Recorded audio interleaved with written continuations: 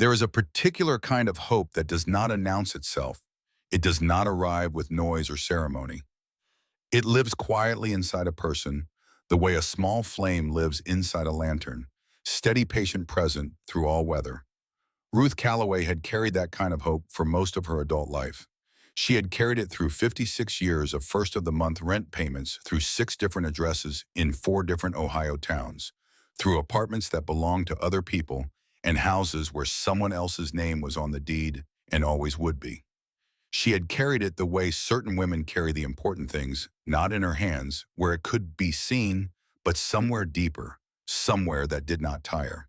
The hope had a physical form. This was not a metaphor. It lived in the second drawer of the desk in the bedroom of the apartment on Birchwood Avenue in Dayton, Ohio, inside a manila folder that had grown thick over 3 decades with the accumulated evidence of everything Ruth Calloway had ever wanted and not yet had. Torn pages from magazines, printouts from real estate websites at varying stages of internet history, some on paper so old the ink had faded at the edges. Photographs she had taken herself through car windows and from sidewalks of houses that had stopped her breath in passing. A stone farmhouse in rural Kentucky she had photographed from a rest stop parking lot on the drive back from her sister's wedding. In 2003, the light on it that afternoon doing something extraordinary that she had never fully been able to explain. A white clapboard colonial in a small Virginia town they had passed through in 2011, with a porch that wrapped around the entire front of the house and a garden that looked like someone had been tending it for 50 years with serious intent. She had kept every page. She had never removed a single one, even the listings that were long since sold, even the photographs of houses that had been torn down or renovated beyond recognition. They were not records of things she might still acquire. They were records of a want that had persisted. They were evidence that she had never stopped believing the moment would come, even in the years when believing required effort. The folder was the most faithful thing Ruth Calloway owned. She had started it in 1993 when she was 43 years old, when she and Harlan had been renting for 24 years, and the number had started to feel like it was becoming permanent in a way she was not willing to accept. She had been sitting in a dentist's waiting room in Dayton, reading a magazine she had not chosen, and she had turned a page and found herself looking at a photograph of a house in Vermont, a stone cottage with a slate roof and a climbing rose over the front door, and a quality of solidity in its construction that made it look like it had grown out of the earth rather than been placed upon it. She had looked at that photograph for a long time, and then with a care that surprised her a little, she had torn the page out of the magazine and folded it and put it in her coat pocket. That night she had started the folder. It was not a plan exactly, it was more like a practice, the practice of a woman who understood that the things you want require tending, that the wanting itself has to be kept alive in order to remain a force that actually moves you towards something rather than simply a sorrow you carry around. The folder was how Ruth kept the wanting alive. It was how she reminded herself on the days when it seemed furthest away that the house was real. Not an abstraction, not a fantasy, but a specific kind of place that existed in the world and was waiting for her to arrive at it. Harlan knew about the folder. He had known about it for 30 years and had never once suggested she put it away or stop adding to it. This was one of the things Ruth had understood about Harlan Calloway early in their marriage and had never stopped being grateful for. He did not diminish the things that mattered to her. He might not carry the folder himself, might not be the one who clipped the photographs and refreshed the listings and kept the practice alive, but he understood that it was important and he treated it accordingly. On Sunday mornings when they drove slowly through neighborhoods, they admired it was always Harlan who slowed the car without being asked. It was Harlan who left the real estate section of the newspaper on her side of the breakfast table without comment. It was Harlan who said every year on their anniversary, when they took stock of where they were, how much further do we need to go?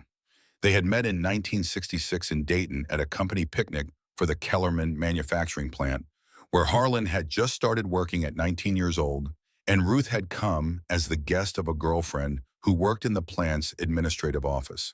She had been 18. He had been the kind of young man who listened when you talked, who did not perform attentiveness, but simply had it naturally as a character trait rather than a strategy. She had noticed this within the first 20 minutes of meeting him. She had decided within the hour that she intended to keep knowing him.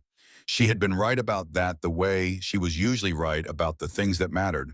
They were married in 1968. Harlan was 21, Ruth was 20. Their first apartment was a basement unit on Elm Street in Dayton, $45 a month in 1969. When Harlan was 22 and making a starting wage at Kellerman, that felt in those first months more like a suggestion than a salary. The pipes knocked in cold weather. The ceiling was low enough in the bedroom that Harlan had to duck slightly when he walked near the window. There was a smell in the summer that was best not investigated too closely.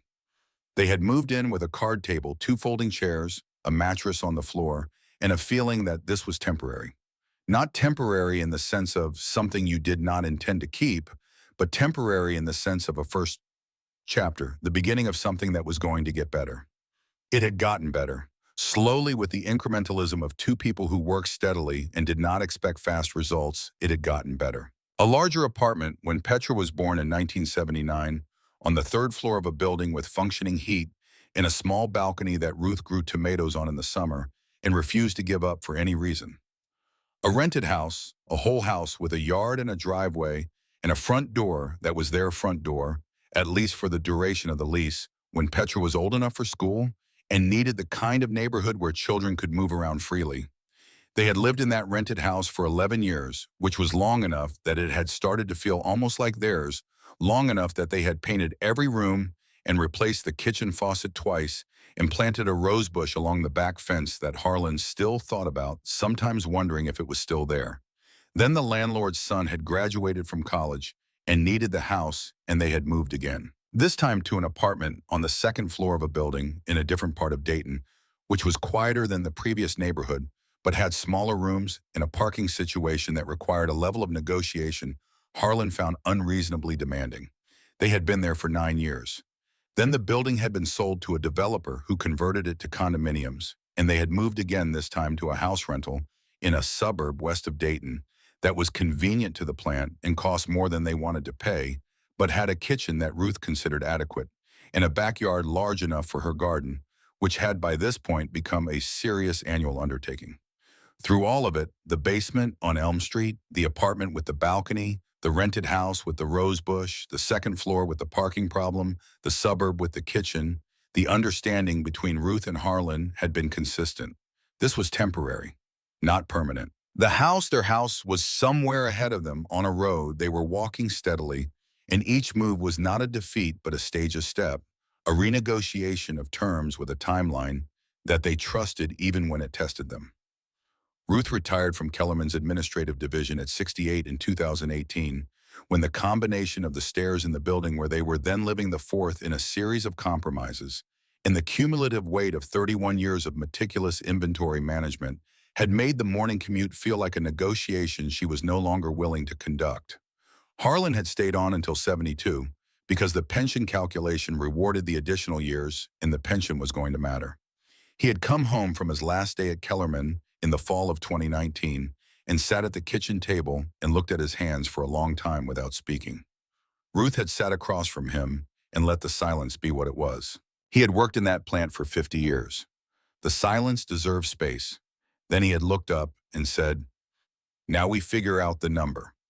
They had figured out the number. It had taken 5 more years of careful management of the pension and the Social Security and the savings account they had maintained through every lean year and every difficult month of the particular discipline of two people who had never spent money they did not have and had never confused wanting something with being entitled to it.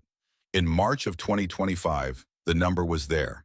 It was not a large number by the standards of people who had been accumulating wealth for decades. It was not the kind of number that bought options or flexibility or the luxury of waiting for something better. It was everything they had. Ruth had been sitting at the kitchen table in the rental house in Kettering when Harlan came in from checking the accounts and sat across from her and looked at her with an expression she recognized immediately. Not happiness, exactly. Not yet, but the specific look of a man arriving at a threshold he had been walking toward for a very long time. He had said, "Ruth, we're there." She had not cried. She had put her hand on his and held it and felt something pass through her that was too large and too various for any single word. 56 years, every first of every month, every landlord's phone call and lease renewal, and moving truck and address change on the insurance forms. All of it had been pointing at this moment at this kitchen table, this number, this man's face. She had said, then let's find it. She had been looking at listings seriously for 3 weeks when she found Wisteria House. She found it on a Tuesday morning in early March of 2025 at 5:15 in the morning, which was when she typically began. She had developed this habit over years of looking the early morning search before the day started, and the world made its demands when the listing sites refreshed with new inventory, and she could look with the particular quality of attention that the quiet hours allowed. She had her coffee. She had the folder beside her on the table, not because she needed to reference it, but because she liked having it there, the physical accumulation of the wanting present and accounted for. The listing appeared in her search results for Sycamore Falls, West Virginia, and the surrounding counties. She had been expanding her search radius over recent weeks, moving beyond Ohio into the nearby states, following a sense she had developed from 30 years of looking that the right place would not necessarily announce itself from nearby. Sycamore Falls was a small town in the southeastern corner of West Virginia, in the foothills of the Appalachian Range, a place she and Harlan had driven through once in the fall of 2010 on a long weekend trip with no fixed destination, and that Ruth had mentioned more than once since as the kind of place she would not mind waking up in every morning. The mountains to the west, the main street with its hardware store and its diner and its courthouse with the old clock tower. The quality of permanence that a town has when it has been in the same place for a long time and intends to remain. The listing was titled simply Wisteria House. Historic property, established character, original details throughout. The price was within their range. Ruth looked at the photographs for a long time. There were 12 of them taken in what appeared to be late afternoon light, the particular golden hour that makes everything look like it was designed to be recorded. The house was barely visible and most of them covered so thoroughly in a cascade of wisteria and climbing vines that it was more suggestion than structure, a shape inside a garden, the kind of image that appeared in magazines about historic homes with captions about heritage and timelessness. In the photographs where the facade was partially visible, it had the warm, weathered quality of old wood that had been in the same place for a very long time. There was a stone arch in the garden, partially covered in the same climbing growth, that framed a path leading to what appeared to be a substantial backyard. The bones of the place were visible enough, the roof line, the proportion of the windows, the width of the front porch, to suggest something that had been built with seriousness of purpose. Ruth looked at those photographs for 20 minutes. Then she sent the link to Harlan with a message that contained 2 words or was this one. He called her back in less than 5 minutes. She could hear in his voice that he had already looked. The realtor's name was Martin Sykes, and he returned her call the same morning. He was everything a convincing realtor is trained to be: confident without being aggressive, knowledgeable without being condescending, specific in his praise of the property, without tipping into the obvious oversell that Ruth, who had talked to enough realtors over the years to know the range, would have recognized and discounted. He described Wisteria House with the fluency of someone who had spent time with it. The original construction from the 1880s, the mature garden that had developed over more than a century of establishment, the quality of the Sycamore Falls community, small, stable, the kind of place where neighbors knew each other's names and had for decades. The market value of properties with genuine historic character at this price point, which he described as, and this was his word, exceptional. He also mentioned with the casual authority of someone delivering an obvious fact that there was significant interest in the property. Several parties had already scheduled viewings. In a market like this one, properties with this combination of character and price move quickly. He said this not as a threat, but as information, the way a knowledgeable person shares something you would want to know. Ruth heard it for what it was. She had been in the position of wanting something that other people also wanted for 56 years, and the fear of being too slow was not an abstract anxiety for her. It was a specific and familiar pressure built from the actual experience of apartments lost to faster applicants in rental houses that had gone to other families while she and Harlan were still deliberating. She did not like that pressure. She also recognized it as real. She asked about seeing the property in person. Sykes explained that the current owners were out of the country on an extended stay and that the property was between management arrangements, a temporary situation that made an in-person visit in the near term logistically complicated. He could certainly arrange something in the coming weeks. The coming weeks, he added, would likely be after other parties had made their decisions. Ruth thanked him and said she would be in touch. That evening, she and Harlan sat at the kitchen table with the listing photographs open on the laptop between them. They looked at each image in order slowly, the way you look at something you are trying to truly see rather than just observe. They talked about what they could determine and what they could not. The bones of the house appeared sound in the photographs. The garden had clearly been established over a long period. The neighborhood, from what could be seen in the images, had the quality of a street that had been lived on with intention. They talked about Sycamore Falls, about the fall. They had driven through it, about the mountains and the main street and the feeling Ruth had described then and maintained since. They called Petra that night. Their daughter was 46 years old and had her father's quality of listening and her mother's quality of precision, which made her someone who was useful in exactly the kinds of situations that required both. She worked in accounting for a mid-sized manufacturing company in Cincinnati and had the organized skepticism of someone who spent her professional life looking for what the numbers were not saying. She loved her parents in the serious, specific way of an only child who has understood from an early age that the people who raised her were worth paying attention to. She was cautious in the way that people are cautious when they love someone and are trying to protect them without removing their agency. She said the things that needed to be said. The photographs might not be current. The inability to view in person was unusual. The realtor's pressure about competing interest was a common sales technique that did not necessarily reflect reality. These were all true things, and Ruth heard them as true. She also heard underneath them the worry of a daughter who understood what this money represented. This was not a down payment with a mortgage behind it. This was the entirety. There was no second attempt available.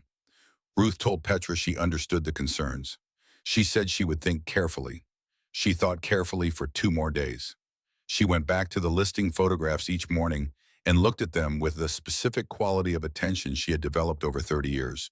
Not the attention of someone hoping to be convinced, but the attention of someone trying to see clearly.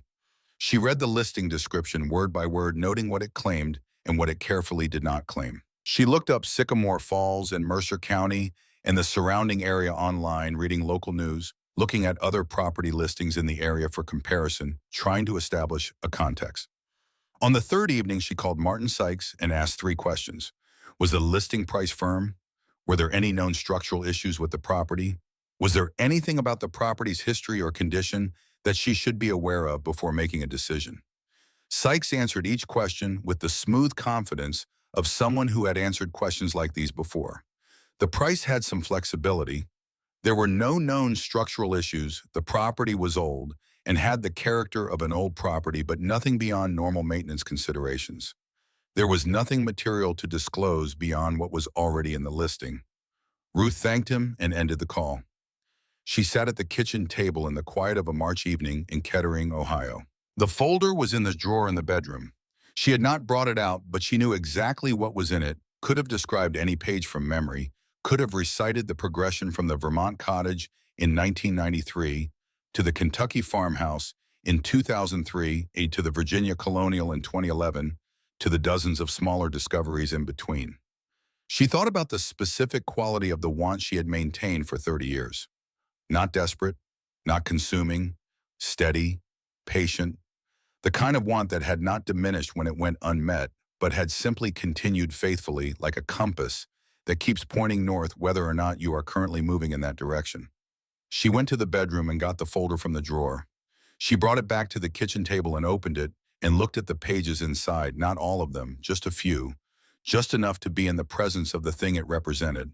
30 years of looking, 30 years of the first of the month arriving and the rent being paid and the roof over their heads belonging to someone else who could at any point and for any reason require it back. 30 years of being people who drove slowly through good neighborhoods on Sunday mornings and looked without being able to stay. She put the folder down. She picked up her phone and called Harlan, who was in the living room watching the evening news, and said, "Come to the kitchen." He came. He sat across from her. He looked at her face and waited. He had been reading her face for 57 years, and he knew how to wait for what it was going to say. "We're going to do it," she said. He was quiet for a moment. The particular quiet of a man receiving something he has wanted for a long time and wants to receive correctly. Then he said, okay, just that, just okay. But the way he said it contained everything. 2 days later, Harlan called Sykes and made the offer. Petra helped them through the electronic paperwork on a video call. Her voice steady, professional, the worry present but controlled because she understood that her parents had made their decision and that her job now was to help them execute it correctly, not to relitigate what was already settled. The contract was dense and technical in the way of legal documents, and Sykes walked them through each clause with the patient explanatory manner of someone who wanted his clients to feel informed. Ruth read every word. She read it slowly and asked questions about the sections she did not immediately understand, and Sykes answered each question with the same smooth, reassuring fluency he had brought to every interaction. The money transferred on a Friday morning. By Friday afternoon, they were the owners of Wisteria House on Sycamore Falls Road in Sycamore Falls, West Virginia. Petra was quiet when the confirmation came through. Then she said, "Congratulations, Mom." And there was something in those two words, not quite resignation, but the particular tone of someone who loves the people they are worried about and is choosing consciously to be present in their happiness rather than in their own anxiety. Ruth cried when the confirmation email arrived, not from sadness, not from uncertainty, but from the specific weight of finally, 56 years, every first of every month, the envelope pushed under the door, or the direct debit leaving the account, or the check written and mailed and cleared. Every landlord's lease renewal, every move, every address change, every morning of waking up in a place where someone else's name was on the paper that mattered. All of it had been pointing here. All of it had been the road. And now the road had arrived somewhere, and the somewhere was real and it was theirs, and no one could require it back. Harlan held her at the kitchen table in Kettering and did not say anything because there was not anything to add. They drove to Sycamore Falls on a Saturday morning in late April. The moving truck followed behind them with the contents of the rental house, the good furniture, the kitchen things accumulated over decades of cooking, the boxes of books and photographs, and the particular objects that carry enough personal history to justify the cost and effort of moving them. Ruth had the listing photographs printed and in her lap for most of the drive, which she knew was a little sentimental and did not particularly care. She had looked at those photographs so many times over the preceding weeks that she could have described each one from memory, the particular shade of the wisteria in the afternoon light, the suggestion of the front porch beneath the vine growth, the stone arch in the garden. She had the folder with her also. It was in the bag at her feet, its most recent edition. The printed Wisteria House listing slipped carefully into the front of 30 years of wanting.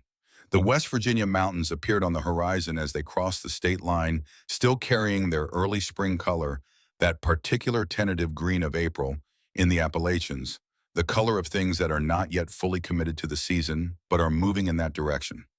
Ruth watched them come closer and felt something she could not quite name, a feeling that was part arrival and part recognition, as though this landscape had been waiting for her in a way she had not known until she was inside it.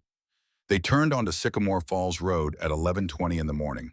The street was quiet and settled in the way that streets become quiet when they have been lived on for a long time by people who intend to stay. Old trees, houses with established gardens and front porches, and the particular care of property that is genuinely loved. A man walking a large, slow-moving dog on the far side of the road who raised a hand in greeting as their car passed. Ruth noticed all of this with the focused appreciation of someone who had been looking for exactly this quality of place for 3 decades and was only now at 75 years old arriving inside it. Then Harlan said, "This should be the next one." He slowed the car. Ruth looked up from the photographs in her lap, and she looked at the house, and something in her went very still. The structure was there. It was recognizable from the listing photographs in the way that a place is sometimes recognizable from an image that has been carefully composed. The fundamental shape present, the proportions matching, but the details telling a different story than the image had suggested, or perhaps a different story than the image had been taken to tell. The wisteria was there. More wisteria than in the photographs, considerably more a growth so dense and extensive that it had ceased to function as ornamental covering and had become something else entirely, an overwhelming, aggressive occupation of the entire front face of the structure, climbing to the roofline and over it, reaching along the sides in thick tendrils that had found their way under the eaves and into every gap and crevice the old building offered. The photographs Ruth understood in that moment had not been taken recently. They had been taken when the vine growth was still picturesque, still the kind of thing that appeared in those magazine captions about heritage and timelessness. Whatever had happened since, however many seasons of unchecked growth had accumulated since those photographs were taken, had transformed the charming facade of the listing into something that looked less like a house someone had been tending and more like a structure that had been left to whatever the vines intended to do with it. She did not say this. She sat in the passenger seat with the listing photographs in her lap and looked at the house and did not say anything at all. Harlan parked the car. He turned off the engine. They sat in the quiet of a late April morning on Sycamore Falls Road and looked at what they had bought.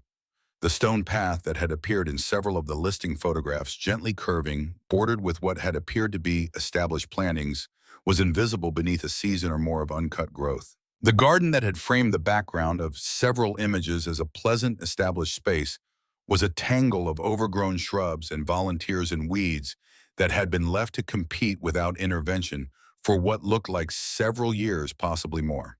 The front gate was rusted in a way that suggested it had not been opened with any regularity for a considerable time. The porch, where it was visible beneath the heaviest curtain of vine growth, had the sag of wood that had been subjected to moisture without intervention for seasons beyond counting. The photographs were older, Harlan said. He said it carefully in the particular tone he used when he was managing a fact, not dismissing it, not catastrophizing it, just naming it for what it was, and placing it in front of them both where it could be looked at directly. Ruth did not respond. She was still looking at the house. Then she said, "Let's go in." She got out of the car first. She pushed open the front gate, which protested with the specific complaint of metal that has been stationary too long and does not appreciate being asked to move. She found the stone path under the growth by feel as much as sight testing each step before committing to it, because the stones, she could see, were uneven in a way that had nothing to do with charming irregularity and everything to do with years of freeze-thaw cycles and creeping root systems working their way under the surface. The smell reached her before she reached the door. It was the smell of enclosed spaces, damp vegetative, and underneath it, something older and less temporary, the smell of a structure that had been sealed against air circulation for too long and had developed its own interior climate in response. She found the door under a heavy curtain of vine growth and inserted the key Martin Sykes had sent by courier the week before. The lock turned. She pushed the door open. The interior was dim. The vine growth on the exterior was so complete that it covered the windows almost entirely, allowing very little of the late April morning to penetrate, and it took Ruth's eyes a moment to adjust from the brightness outside. When they did, what she saw confirmed what the smell had been suggesting. The ceiling of the front room carried a water stain that occupied most of its surface, the concentrated brown topography of repeated leaks that had happened over years and never been addressed. The walls had the gray-black pattern of mold that had established itself and been left to expand in its own time without interference. The floors were original wood she could see the quality of what they had been, but original wood that had been subjected to cycles of moisture damage and had lost the integrity of its grain, in places gone soft and uncertain underfoot, in a way that good wood floors do not go soft and uncertain unless something has been done to them that should not have been done. Harlan was behind her. She heard him come in, heard the particular sound of his breathing that she knew meant he was seeing what she was seeing and processing it in the way he processed difficult things, not with reaction, but with the assessment she had watched him bring to problems for 50 years. The calm of a man who had spent 5 decades in a manufacturing plant where problems were identified and addressed rather than mourned. She did not look at him. She kept looking at the room, at the ceiling stain, at the mold, at the floor with its soft places. "It needs significant work," Harlan said. "Yes," Ruth said, "the electrical, the roof, the floors." "Yes." She walked further into the room. Through the dimness, she could see that the damage was not confined to the front. It extended in every direction she looked, each new angle offering another version of the same story, deferred maintenance compounding over years, small problems left to become structural ones, the particular entropy of a property that had been abandoned to its own devices, and had taken full advantage of the abandonment. She stood in the center of the room for a long time. Behind her, Harlan was quiet. He was giving her the silence she needed, the way he had always given her the silence she needed, because he understood that Ruth processed the important things internally first, and that interrupting the internal process did not help it move faster, only disrupted it. Finally, she turned around. She looked at her husband, at Harlan Calloway, 78 years old, the man who had slowed the car every Sunday morning that without being asked, who had left the real estate section on her side of the table, who had said, "We're there," at the kitchen table in Kettering, with an expression she had recognized immediately as the arrival at a threshold he had been walking toward for most of his adult life.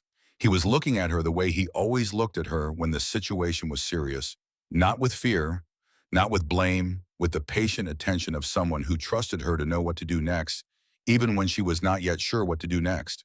She said, "We knew it would need work. We didn't know it would need this much work." "No," she agreed. "We didn't know that." The first week at Wisteria House was an education in the specific way that hope, when it has been maintained for a very long time, absorbs reality without abandoning itself. Ruth was not a woman who collapsed. She had managed Kellerman's administrative division through plant closures and inventory crises, and the particular human chaos of large organizations under financial pressure, and she had brought to every situation the same methodical approach that had made her indispensable for 31 years: identify what is known, identify what is unknown, establish the sequence in which things must happen, begin. She began. She made lists. 3 pages of a legal pad in the first 4 days, the roof, which an inspection by a contractor she found through a recommendation from a woman at the Sycamore Falls hardware store, confirmed had not been properly maintained for years. The electrical system, which a licensed electrician described on the 3rd day, with the careful language of a professional who does not want to alarm but cannot minimize it, needed to be entirely replaced, and the house should not be considered safely occupied until it was. The plumbing, which had multiple points of failure that the plumber cataloged with the thoroughness of someone documenting a situation, rather than diagnosing an isolated problem. The basement, which they had not known existed until Ruth found the door behind the kitchen on the 2nd day and opened it to discover standing water and the smell of a space that had been dealing with intrusion for a very long time without anyone paying attention. She filled 3 pages of the legal pad in 4 days. She kept her handwriting neat. She did not allow herself to look at the total of the 3 pages as a whole, not yet, because the whole was not the thing that was useful right now. What was useful was the sequence. What needed to happen first and then second and then third, and what could wait until the first and second and third were done. On the 4th evening, she sat at the card table they had set up in the front room. The good furniture was still in the moving truck, which they were keeping on the street until the floor situation was better understood. And she looked at the 3 pages of the legal pad and allowed herself for a controlled and private moment to feel the full distance between what she had imagined and what she was sitting inside. The folder was in her bag against the wall. She did not take it out. She did not need to take it out to feel the weight of it, 30 years of carefully kept pages, and the most recent one a listing with 12 photographs that had been, she now understood, taken in a different era, composed to show a version of this property that no longer existed in the form they depicted, curated with the precision of someone who understood the power of the right image at the right moment. Martin Sykes had known what he was selling. He had known what he was not telling them. She let herself sit with this for the time it required. Then she closed the legal pad. She went to the camp stove they had brought for exactly this kind of contingency.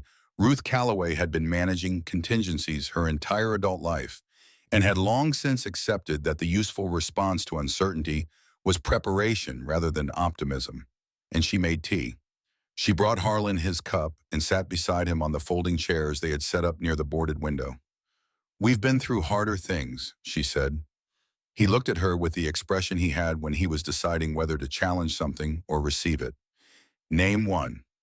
She thought about it seriously because she did not offer reassurances without meaning them, and he knew this about her.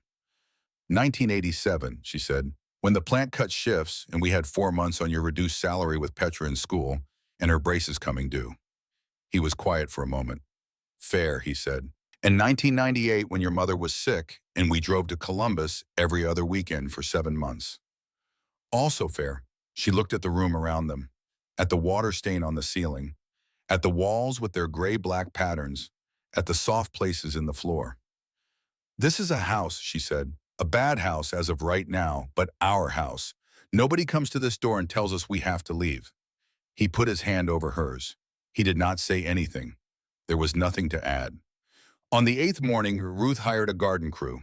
She had found them through a recommendation from the woman at the hardware store who had also provided the name of every tradesperson they would need over the coming weeks, and who had done so with the organized helpfulness of someone who considered this a normal part of her function and would not hear of being thanked for it. The crew arrived at 8 in the morning, two men with professional equipment and the matter-of-fact quality of people who encountered difficult properties regularly and did not editorialize. Ruth explained what she wanted. Clear the front facade, the sides as far as they could reach, the path to the front door. She wanted to see the house. She wanted to understand what she was working with. She and Harlan stood in the garden and watched. The crew began on the left side of the facade, working systematically toward the center. As the first large section of vine came away from the wall, it became apparent immediately that what lay beneath it was not what either of them had hoped for. The wood of the facade, exposed to light for what appeared to be the first time in years, had the pale, compromised quality of material that has been covered so long it has stopped functioning the way it was built to function. Ruth had grown up around her father's workshop, had grown up watching him understand the condition of wood from the way it looked and sounded and felt under her hand, and she could read what she was seeing. She looked at Harlan. He looked at her. The crew chief said something to his colleague in a low voice. Then he came toward them and said carefully, professionally, "Ma'am, I need you to understand what we're seeing here." He explained it with the measured language of someone who wanted to be accurate without causing panic. The vines had not simply been growing on the exterior of the house. They had been growing into it, through it. Their root systems had penetrated the old wood in the original mortar and had become, over years of unchecked growth, structural. Not structural in any sense anyone had intended, but structural in the sense that the vines were now doing load-bearing work that the degraded walls could no longer do for themselves. Removing the vines was not therefore simply cosmetic. Removing the vines was removing what was holding the walls upright. Ruth understood this before he finished saying it.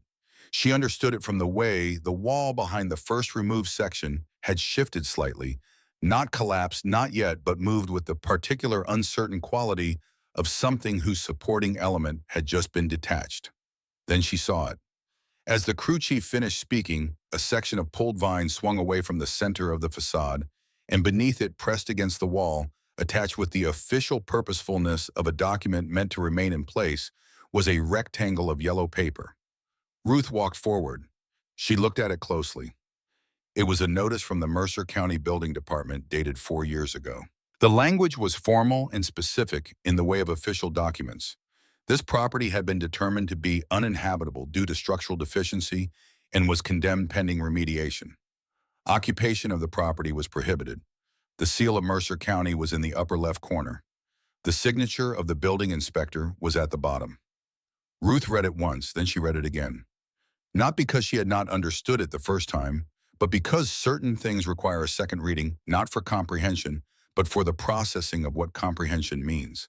She stepped back from the notice. She looked at the house, at the crack that had appeared in the facade from the roofline downward, at the gap in the vines where the wall had shifted, at the pale, compromised wood of a structure that had been deteriorating for years, behind a cover of growth that had been from the right angle in the right light, beautiful enough to make 12 photographs that looked like something from a heritage magazine.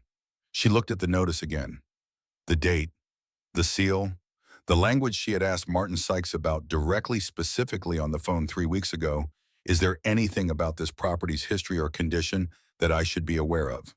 And his answer delivered with the smooth, professional confidence of someone who had given that answer before nothing material to disclose beyond what was already in the listing. The notice had been here, behind the vines, official and dated and undeniable, a matter of public record in Mercer County, something that any realtor representing this property was legally required to have known and was legally required to disclose to any prospective buyer, regardless of what the vines were doing to its visibility. Ruth stood in the garden of the house she had bought, with everything she and Harlan had, the house that was condemned, the house that Martin Sykes had sold them, with full knowledge of what he was selling and she felt something move through her that was not grief and was not panic and was not the particular collapse of a person who has reached the end of what they can bear. It was something colder than grief. It was something more useful. Beside her, she heard Harlan make a sound, a low breaking sound, the sound of a man who has been patient for 50 years and has arrived at a moment where patience and something in him came undone simultaneously. She turned and saw him sitting on the garden path on the uneven stones, his hands over his face. His shoulders were moving. The crew chief had stepped back to a respectful distance. Ruth looked at her husband. She looked at the condemned notice on the wall. She looked at the crack in the facade of the house that was theirs and couldn't be lived in. She thought about 56 years. She thought about the folder in her bag. She thought about Martin Sykes' voice on the phone, so careful, so reassuring, so precisely constructed to tell her exactly what she needed to hear, to sign a document she should have never signed without seeing the property first. She sat down on the path beside Harlan. She put her arm around his shoulders. She let him be in it the way she had always let him be in the things that needed to be felt before they could be addressed. She held him among the pulled vines in the disturbed soil while the afternoon light of Sycamore Falls moved across the broken facade of what was supposed to have been the end of a very long road. And underneath the grief, with the part of her mind that was always already working on what came next, she thought there has to be something we can do. There has to be a next step. There is always a next step. She did not yet know what that step was. But she was Ruth Calloway, and she had carried hope for 56 years without putting it down, and she was not putting it down now. Her phone rang at 4:45 that afternoon. It was Petra. "Mom, the crew chief called me. He has your number as emergency contact." A pause. "Tell me what happened." Ruth told her, clearly, sequentially, without inflection. The vines, the wall, the crack, the notice, the date on the notice, the conversation she had specifically had with Martin Sykes about disclosure. She told it the way she had always delivered difficult information, completely accurately, without softening the parts that were hard. There was a long silence on Petra's end. "Then, Mom, come home, come back to Cincinnati, both of you, and we'll figure this out from—" "No," Ruth said. "Mom, we're not leaving Sycamore Falls." Another silence, longer this time. Ruth could hear her daughter processing this, could hear the particular quality of Petra's silence when she was working out whether to argue further or to redirect her energy towards something more useful. Finally, Petra said, "Okay," the same word Harlan had said at the kitchen table in Kettering, carrying the same weight of someone who has received a decision and is choosing to be present in it rather than against it. "Then tell me what you need." Ruth looked at the house, at the notice, at the crack, at the garden that had been beautiful in photographs taken in a different year by a man who had known exactly what he was doing when he chose those angles and that light. "I need a real estate attorney," she said. "Someone who knows what fraud looks like." George Hadley appeared at the garden gate at 8:15 the following morning. Ruth saw him from the front window, a compact, white-haired man in his early 70s, moving with the deliberate care of someone who had learned not to rush the physical negotiations that age requires, wearing a canvas jacket and carrying nothing. He stood at the gate for a moment before pushing it open, which Ruth noticed. He had assessed the situation well enough to understand that arriving with something in his hands, a casserole, upon the usual instruments of neighborly condolence, would be the wrong instrument for this particular morning. She went to the door and opened it before he reached the porch. He looked at her with the direct appraising quality of someone who said what he meant and expected the same in return. He was not a man who used expressions as cover for the thing he actually intended to communicate. "I'm George Hadley," he said, 2 doors down the gray colonial with the blue shutters. "I've lived on this street for 31 years. "I know who you are," Ruth said. "My husband spoke to you last week." "He did." A pause. "I should have said more then. I wasn't sure yet how much there was to say." He looked past her at the house, at the condemned notice still visible on the wall where the crew had exposed it. His expression did not change, but something in it settled the way a man's face settles when he is confirmed in a thing he had already suspected. "May I come in?" Ruth stepped back from the door. They sat at the cards table in the front room, the three of them, George, Ruth, and Harlan, who had come in from the back of the house where he had been measuring the basement staircase with the methodical industry of a man who processes difficulty by addressing whatever is physically addressable. He sat across from George, and folded his hands on the table with the patience of someone who had spent 50 years in rooms where important information was delivered and had learned to receive it without rushing it. George looked at the condemned notice through the front window for a moment. Then he looked at Ruth. "I knew the house had been condemned," he said. "I was here when the county inspector came 4 years ago. I saw the notice go up. I watched the property sit empty since then." He paused. "What I did not know was that it had been listed for sale. I did not know anyone was coming." "Martin Sykes," Ruth said. Something shifted in George Hadley's face. Not surprise, the absence of surprise, which is a different thing.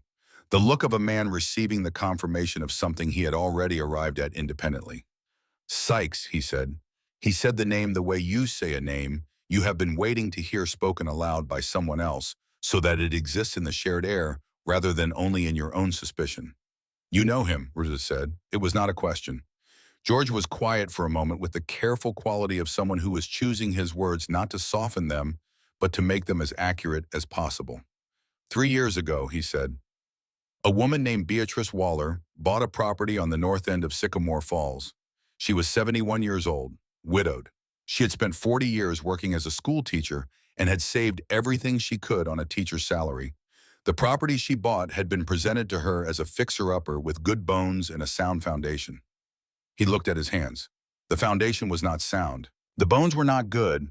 The property had its own history of deferred maintenance and the kind of structural issues that don't show up in photographs taken from the right angle in the right light. He looked up. She lost everything.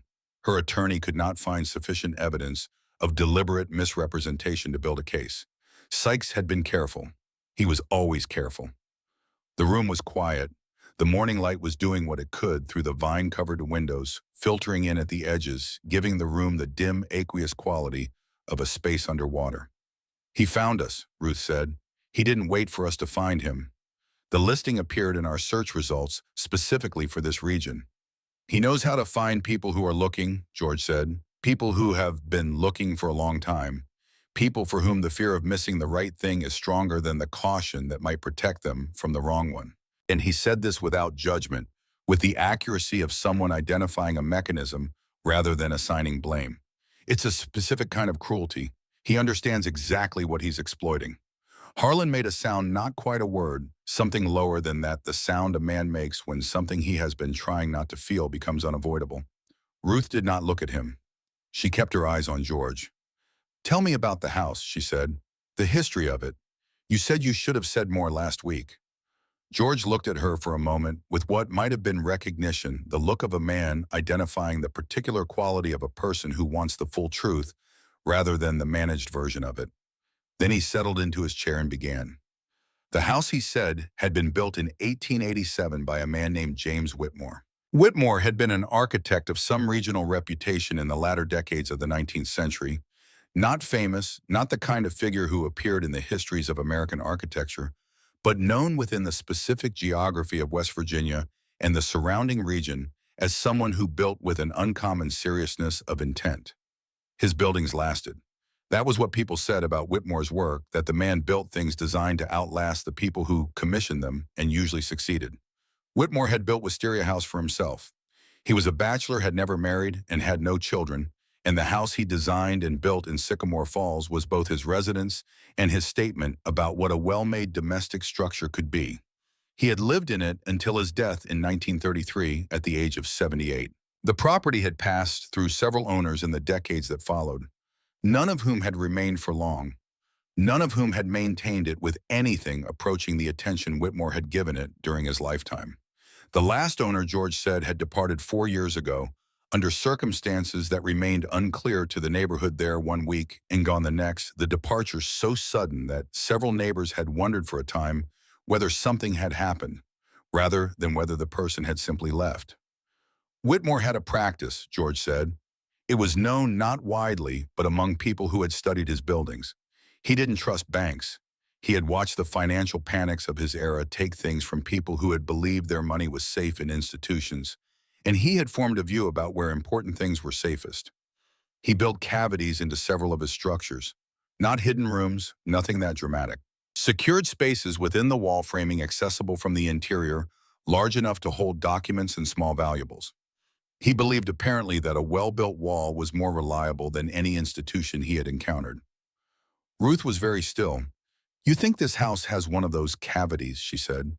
"I think this house was built by James Whitmore," George said. "And I think the section of wall that cracked when your crew removed the vine section is on the interior-facing side of the front room, which is where, based on what I have read about the other Whitmore buildings, the secured space would be located." He paused. "I don't know what's in it, if anything is.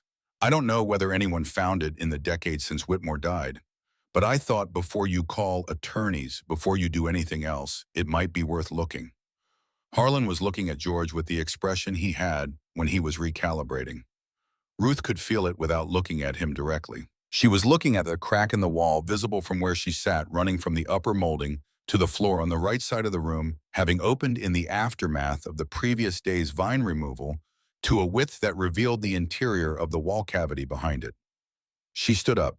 "Show me where," she said. They went in together, all three of them. Ruth had a flashlight from the emergency kit she kept in the car.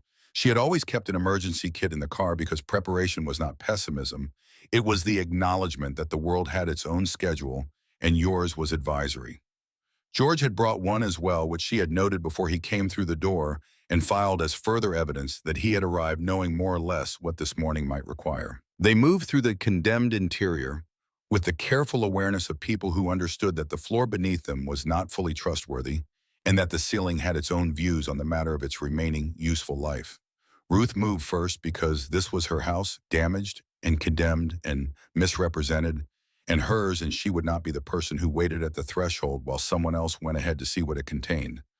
The crack was in the front room to the right of the main entrance. It ran from the upper molding to the floor, wide enough in places to insert a hand. George held his flashlight to the gap and looked in for a moment. Then he stepped back. "There," he said quietly. Ruth took the flashlight and looked. It was not dramatic in its appearance. Nothing about it announced itself. It was a metal box, approximately the dimensions of a large hardcover book, set into a bracket that had been built into the wall framing with the precise intentionality of someone who had designed the space for exactly this purpose. It had a handle on its face and a keyhole that had no key. The metal was dark with the accumulation of more than a century's surface texture, rough with the slow chemistry of time, but the form beneath the dark patina appeared intact. The sealed cavity of the old wall had done what Whitmore had apparently built it to do, protected its contents from the moisture that had done its methodical damage to everything else in the structure. Ruth looked at the box for a long moment, the flashlight steady in her hand. She handed the light to Harlan and said, "We need to get it out." They worked at it for 40 minutes. The bracket it was bolted through the wall, stud with hardware that had been set in place in 1887 and had 138 years of opinion about being removed.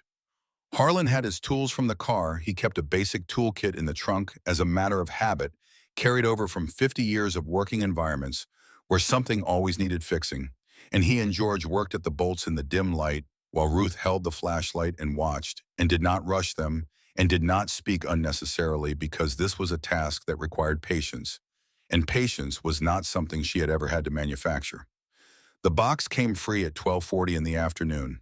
They carried it to the card table in the front room and set it in the beam of the battery lantern Ruth had retrieved from the emergency kit. It sat between them with the particular weight and stillness of something that has been waiting in one place for a very long time and has no particular opinion about whether it is open now or not, having already waited through so much. George stood back. Ruth noticed this, the deliberate step backward, the positioning of himself at a respectful distance. This was their discovery in their house, and he understood that without being told. Harlan looked at Ruth. Ruth looked at the box. The keyhole was a type she recognized similar in design to the old filing cabinet locks at Kellerman, the kind of mechanism that predated the modern security imagination and relied instead on the assumption that the box's location was protection enough that the lock was a formality rather than a fortress. She had picked her way into a stuck filing cabinet at the plant twice over the years, with a letter opener and a patience that her supervisor had found impressive and slightly unsettling. She asked Harlan for the small, flat implement from the toolkit.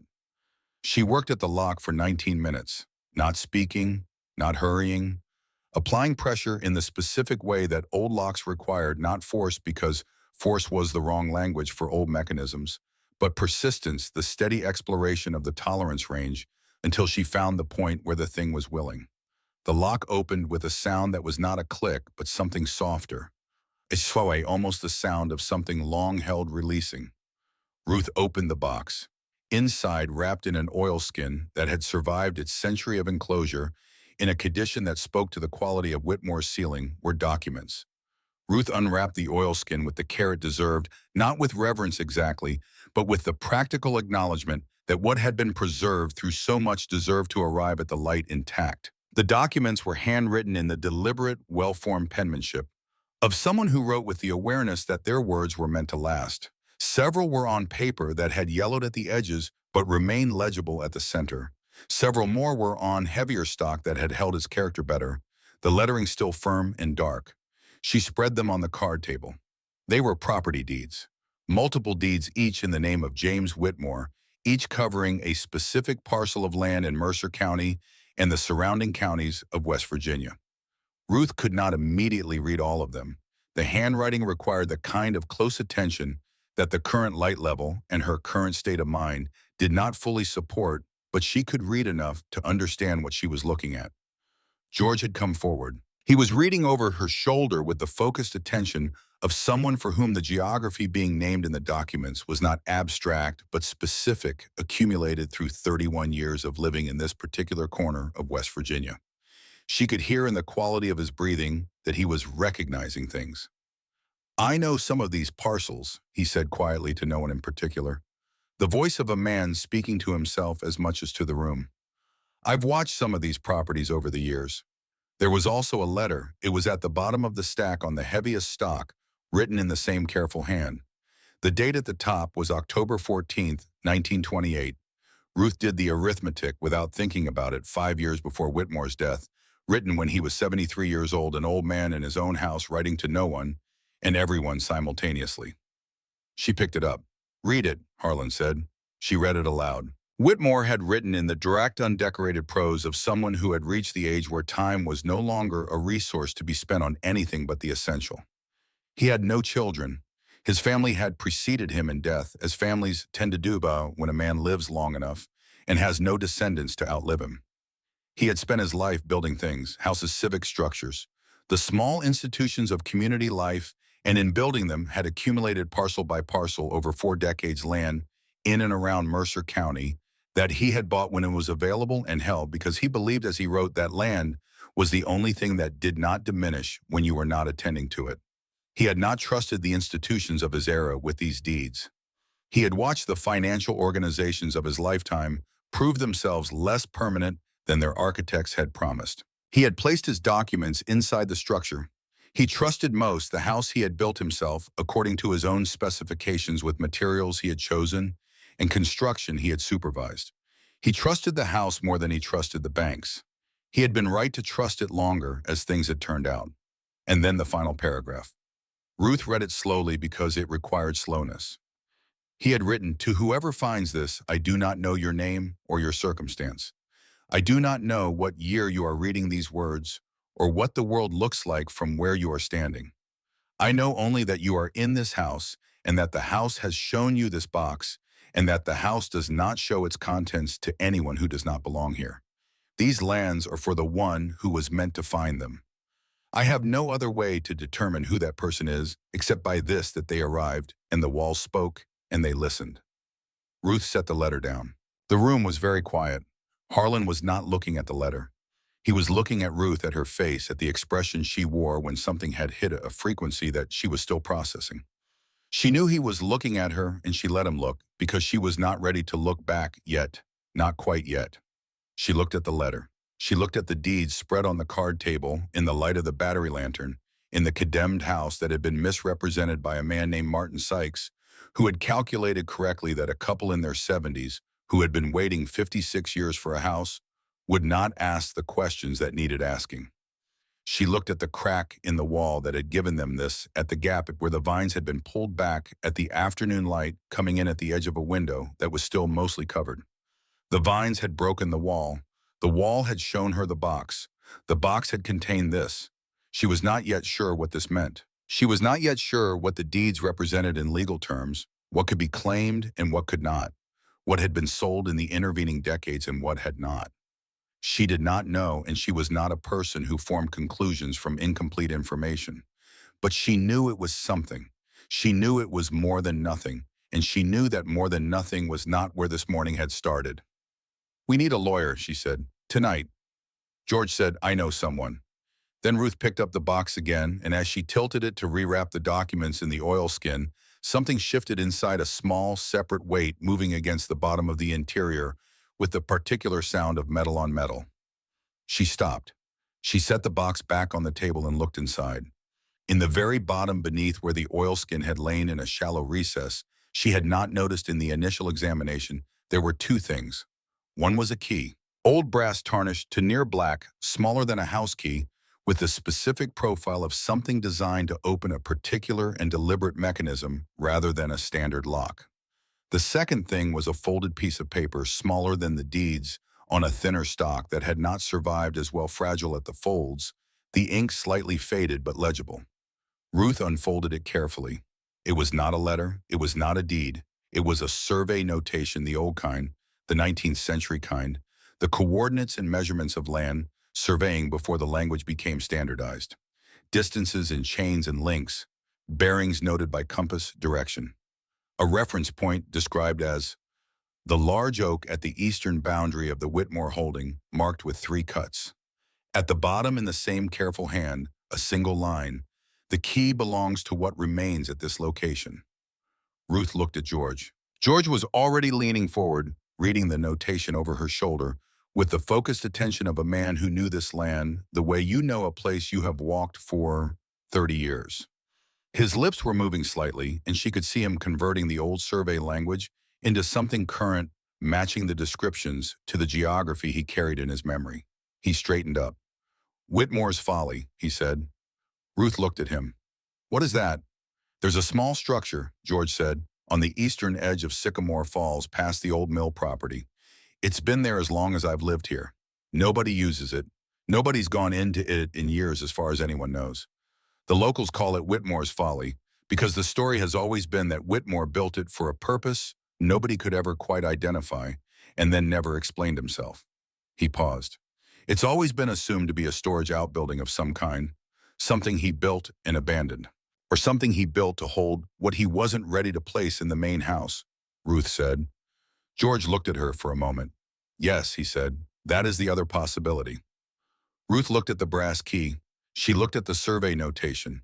She looked at the crack in the wall and the gap in the vines and the condemned notice still attached to the exterior of a house that had apparently been waiting for the right person to stop treating its damage as a catastrophe and start treating it as information. She stood up. "Let's go." "Ruth," Harlan's voice. Not objecting, he had long since stopped objecting to the speed at which his wife moved toward the things she had decided to move toward. It was a checking in, of making sure. "It's past 2 in the afternoon. The building could be locked. It could be structurally. It's been standing since the 1880s, Ruth said. It can stand another afternoon." She picked up the key. "And we have the key." Harlan looked at her for a moment. Then he looked at George. George was already reaching for his jacket. They drove in Ruth's car, George directing from the passenger seat, Harlan in the back, Ruth driving through the quiet streets of Sycamore Falls, with the key in her jacket pocket and the specific forward quality of movement that was her natural register when she had identified something that needed to be understood and had decided to understand it. The structure was at the edge of a property that had reverted in the absence of active management to the kind of semi-wild state that land achieves when left to its own designs in the Appalachian foothills, overgrown, but not without a kind of disheveled dignity. The building itself was small, perhaps 20 by 20 feet, built of the same stone and timber construction that George had described as characteristic of Whitmore's work. It was in better condition than Wisteria House, perhaps, because it had not been subjected to the same accumulation of vine growth and direct moisture intrusion. The walls were standing. The roof appeared largely intact from the outside, though Ruth could see places where the original covering had failed and been partially replaced at some point, not recently by someone who had cared enough to keep the worst of the water out, but not enough to do the job with any thoroughness. The door was heavy oak, original by the look of it, hung on iron hardware that had rusted to the specific deep orange brown of very old exterior metal. There was a lock, old the same era as the key in Ruth's pocket, the same design language. She inserted the key. It turned. The door opened into the particular darkness of an enclosed space that has not been entered in a long time, the thick, still air of a room that has been sealed against the outside world through seasons and years. Ruth produced her flashlight and went in first.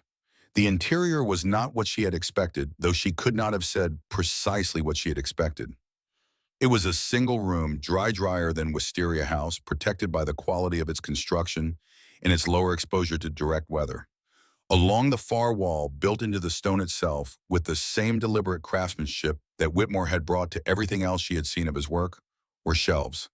And on the shelves, in a row of oilskin-wrapped packages that had been placed there, with the careful attention of someone organizing things to last, were more documents, more rolls of survey drawings, more deed records, the original architectural drawings of Wisteria House, the full plans Whitmore's own hand, the structure as he had designed it and built it, every measurement and material specified in the meticulous detail of a man who did not make approximate decisions about things that mattered. And in the center of the shelf, in a wooden case that had been made to hold them, a set of bound ledgers.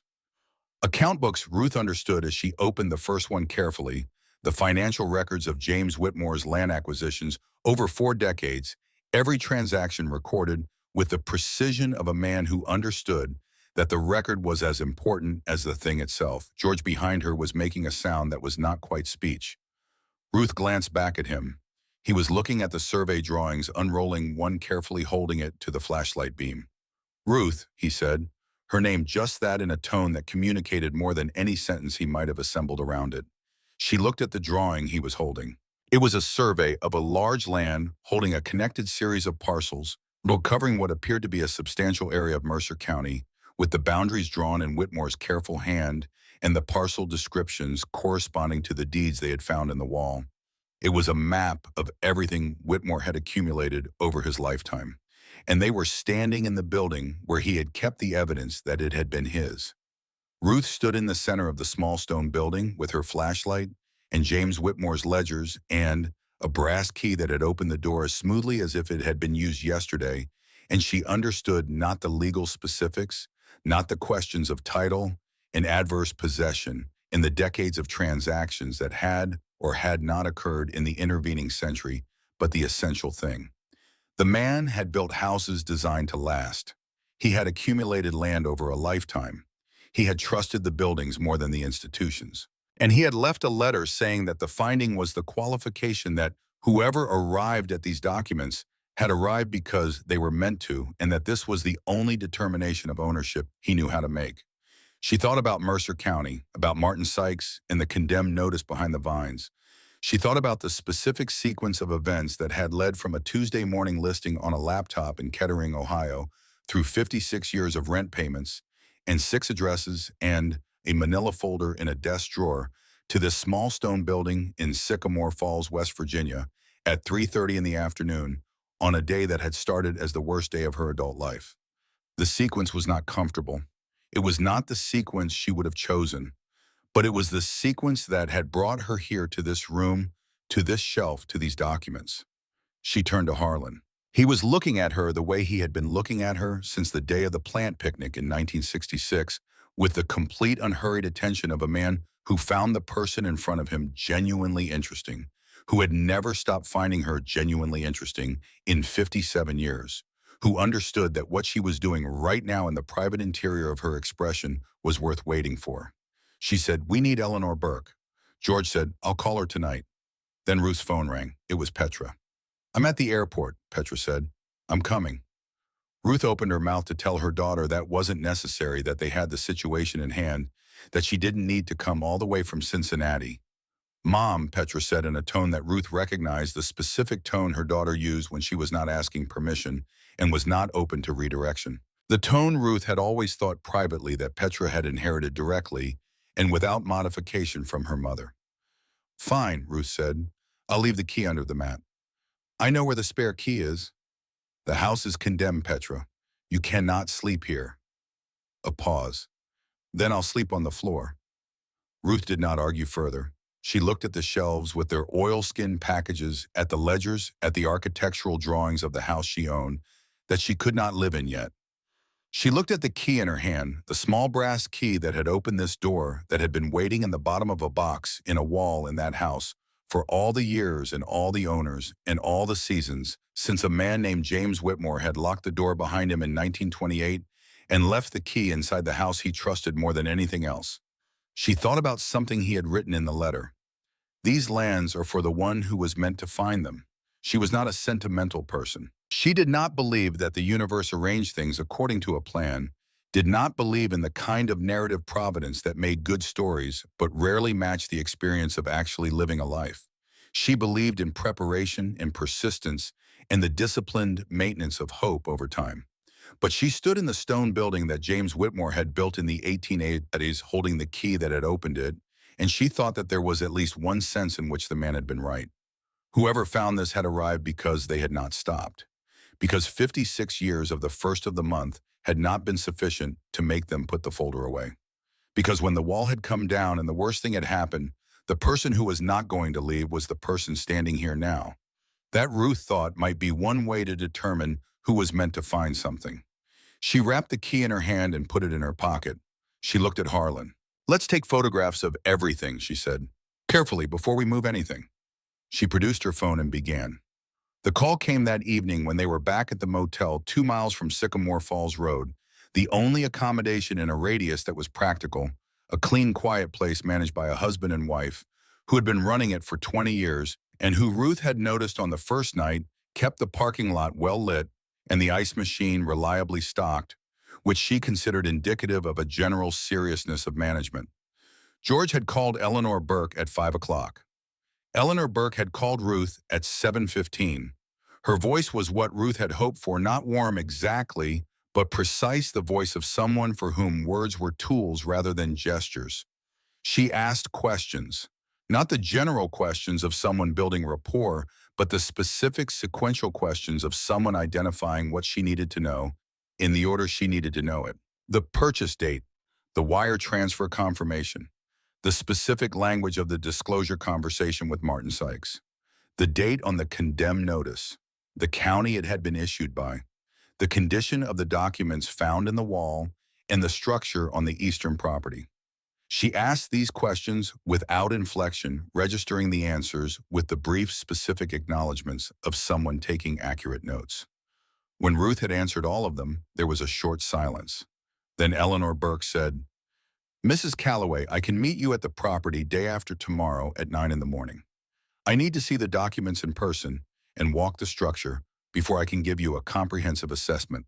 What I can tell you now on the basis of what you've described is that you have a case. Several cases potentially running on parallel tracks." A pause. "He should not have sold you that property. He knew what the county records said, and he had a legal obligation to tell you. That he chose not to is not an accident or an oversight." Ruth said, "I know." "I believe you do," Eleanor Burke said. Something in her voice shifted, not warmth, but it's something adjacent to it, the recognition of a specific quality in the person on the other end of the line. "Get some rest, Mrs. Calloway. We'll start in the morning." Petra arrived at 11 that night. Ruth heard the rental car in the motel parking lot and was at the door before Petra had reached it. Her daughter came through the door with her carry-on bag and the expression she wore when she had made a decision and was at peace with it, not the anxious contingent expression of someone still weighing options, but the settled expression of someone who had settled. She looked at her mother for a moment. Then she said, "Show me what you found."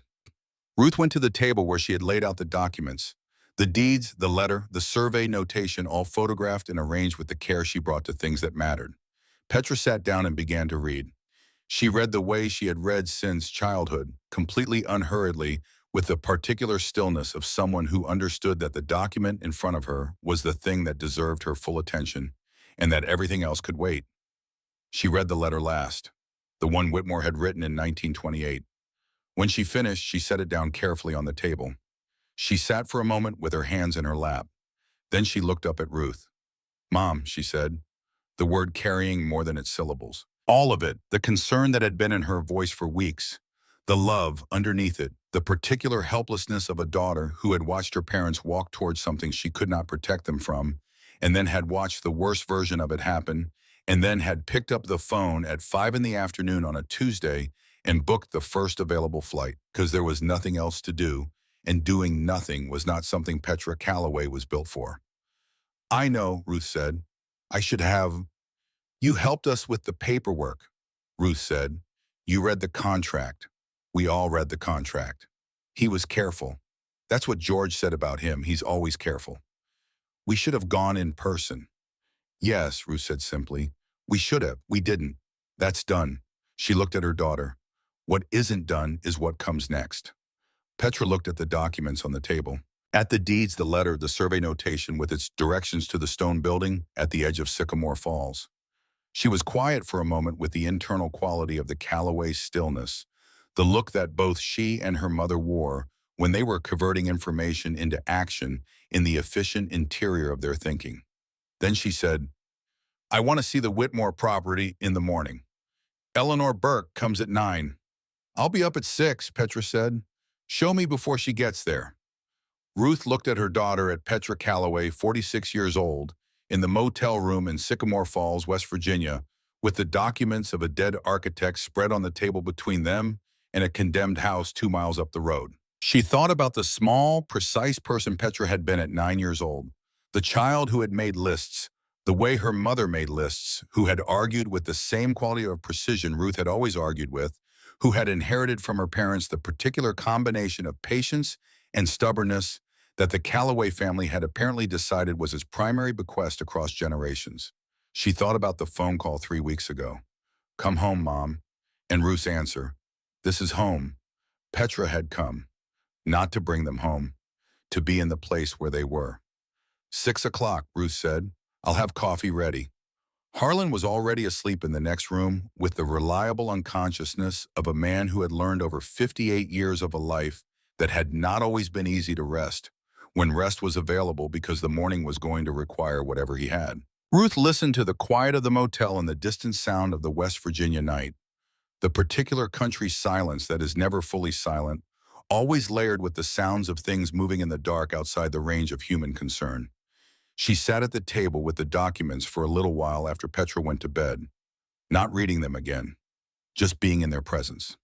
The deeds that named James Whitmore as the owner of parcels that might or might not still carry that name after a century of legal history that she did not yet know.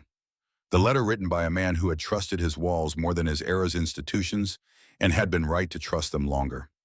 She thought about Eleanor Burke's voice on the phone, the precision of it, the absence of comfort in it, which Ruth had found more reassuring than comfort, would have been comfort, was offered to people whose situations were not going to get better, and Eleanor Burke had not offered it. She thought about Martin Sykes, about the specific calculation he had made about what a couple in their mid to late 70s who had been waiting their whole lives for a house would and would not notice, would and would not ask, would and would not do when the decision was in front of them, and the fear of too slow was a specific and familiar pressure.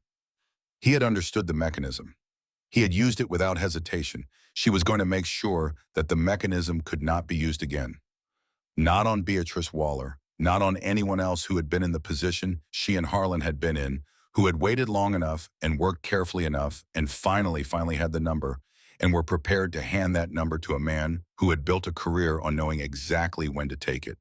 She put the documents back in the oilskin with the same care with which they had been kept for a century. She looked at the folder in her bag, the manila folder that had come with them from Kettering, 30 years thick with evidence of the wanting that had not diminished. The Wisteria House listing was in the front most recent addition to a history of looking that now included, she thought, the most unexpected destination any of those 30 years of photographs had pointed toward. She did not take the folder out. She just knew it was there the way she always knew it was there. Then she went to bed. Tomorrow Eleanor Burke would come. Tomorrow the work of the next chapter would begin. She had been waiting 56 years to arrive somewhere. She had arrived. It was not what she had expected, and it was not finished yet, and she was, as she had always been, ready to continue. Eleanor Burke arrived at 9 o'clock, exactly which Ruth had expected. A woman whose voice carried that quality of precision did not arrive at 9:03 or 8:58. She arrived when she said she would because saying a time and meaning, it was part of the same disposition that made her useful. She was in her mid-50s, compact, with the kind of face that did not waste its expressions. Everything deliberate, nothing decorative. She carried a leather bag that had seen significant use and a legal pad that already had writing on the top page, which meant she had been working before she arrived, which Ruth considered a good sign. She shook hands with Ruth, with Harlan, and with Petra, whom she regarded for a moment with the assessing quality she brought to everything. "You're the daughter," she said. "I'm the accountant," Petra said. Something in Eleanor Burke's face registered this distinction as useful. "Good," she said. "I may need you." They walked the property first. Eleanor did not speak much during the walk. She looked moved, noted, photographed with her phone in the methodical way of someone building a record rather than an impression. She examined the condemned notice on the exterior wall for a long time, holding it at different angles, as though the light might reveal something new about what was already perfectly legible. She looked at the crack in the facade. She looked at the vine growth and the condition of the exterior wood and the way the damage had distributed itself across the structure, with the particular thoroughness of years rather than the concentrated damage of a single event. Inside, she noted the ceiling stain, the mold, the soft places in the floor. She did not editorialize. She photographed everything. Then they brought her to the card table and showed her the documents. She read them the way Ruth had hoped she would, completely, without hurrying, with the focused attention of someone for whom documents were a primary language. And this particular document was saying something specific that required being heard accurately. She read the deeds, first making notes on her legal pad as she went.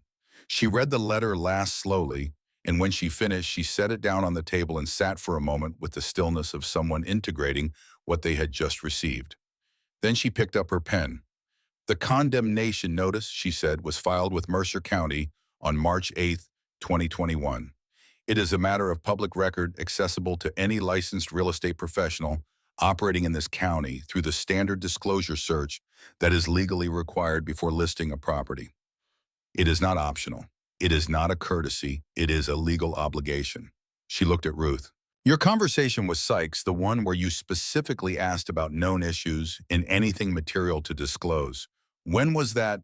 "March 14th, 2020 from," Ruth said. "I made a note of the date." "Of course you did," Eleanor said in a tone that was not a compliment exactly, but was the recognition of a quality she found professionally useful. "That conversation occurred 4 years after the notice was filed and publicly recorded. There is no version of events in which Martin Sykes was unaware of the condemnation. There is no version in which his answer to your question was not a deliberate misrepresentation." She paused. "That is fraud. Specific, documentable, actionable fraud." The room was quiet. Outside, the late April mornings was doing what it did in the Appalachian foothills, the light moving through the trees in a way that was particular to this elevation, and this season the green of early spring against the older dark of the mountain ridges to the west. "What about the Whitmore documents?" Harlan said. Eleanor looked at the deeds. "More complex," she said. "These are legitimate historical property records. Whether they convey active property rights in the present depends on the title history of each individual parcel, what has happened to each piece of land in the century since Whitmore died. Some of these parcels have almost certainly been sold, resold, subdivided, absorbed into other holdings. Clear title chains will have been established, and those parcels belong to their current owners without question." She picked up one of the deeds. "But a man who died in 1933 with no heirs in an era when estate administration was considerably less systematic than it is today, and whose property records were not held by any institution, but inside the walls of his own house, it is entirely possible that some of these parcels have simply sat in legal limbo for 90 years. Not claimed, not transferred, simply unremarked." "And if they haven't been legally transferred," Petra said. Eleanor looked at her with the sharpened attention she had shown since Petra had identified herself as an accountant. "If the title chain is broken, if there is no clear record of a valid transfer from the Whitmore estate to any subsequent owner, then the question of who holds title is a genuine legal question. With no heirs, the property would ordinarily revert to the county." She paused. "However, the fact that these documents were found inside a property that you legally purchased inside the physical structure that you own creates an interesting overlay of questions about what rights attach to the finder. This is not simple. This will take time. She looked at Ruth. But I believe there is a legitimate path. I need to run title searches on every parcel named in these deeds before I can tell you which path leads where. Ruth nodded. How long? 3 weeks, perhaps 4. Run them, Ruth said. Eleanor Burke began her title searches that afternoon. She also began the civil complaint against Martin Sykes, which she filed with Mercer County Circuit Court the following Tuesday morning, with the efficiency of someone who understood that delay served only the person being sued. The filing named specific damages, the full purchase price, carrying costs, the cost of the structural inspection and the electrical assessment and the plumbing survey, the motel accommodations they had been forced into by the condemned property they could not legally occupy. It named the specific conversation of March 14th. It named the condemnation notice of March 2021 and the legal obligation to disclose. It was, as Eleanor described it to Ruth in her brief, direct way, a clean case. The evidence was not circumstantial. The evidence was documented, dated, and in plain language. What Eleanor did not say that Tuesday, because she did not yet know it, was that the case was about to become considerably less clean and considerably more significant than a single instance of real estate fraud. She called Ruth on a Thursday afternoon 3 weeks into the title searches, and her voice had the quality it carried when she was about to say something that required being received carefully. I need you to come to my office, she said. Tomorrow morning, bring Petra. Ruth brought Petra. Eleanor's office was on the second floor of a building on Sycamore Falls Main Street, above a hardware store that had been in the same location since 1952, according to the sign on the door, which Ruth noted with the approval of someone who considered institutional longevity an indicator of character. The office itself had the quality of a workspace where serious work was done. Nothing decorative, nothing performative, the furniture of someone who needed surfaces to work on rather than spaces to impress. Eleanor had 2 folders on her desk. She opened the first one. Martin Sykes has sold 4 properties in Mercer County in the past 6 years, she said. Wisteria House is the most recent. The 3 prior transactions share a specific profile: distressed or condemned properties buyers who were first-time purchasers in their late 60s or 70s, transactions conducted without in-person viewing documentation that satisfied the technical form of disclosure requirements while strategically omitting material facts. She looked at Ruth. Beatrice Waller is in this file. So are a retired postal worker named Dennis Albright, who lost his savings on a property in Alderson, and a widow named Caroline Marsh, who bought a parcel in Princeton that had an unrecorded easement running across 60% of its buildable area. Ruth looked at the file. She thought about Beatrice Waller, 71 years old, 40 years of teacher's savings. She thought about George Hadley saying he had watched and not been able to do anything because Sykes had been careful. He was always careful, Ruth said. Eleanor said, until you. She paused. The specificity of your documentation, the date of the disclosure conversation, the exact language Sykes used, your written notes from the same evening, gave us something the other cases didn't have. When I filed the civil complaint and named the March 14th conversation in the specific way I named it, the Mercer County Prosecutor's Office took an interest. She looked at her legal pad. They began their own investigation, and what they found is in the second folder. She opened the second folder. The condemnation notice for Wisteria House had been filed correctly in March of 2021. It had been entered into the Mercer County Property Database correctly.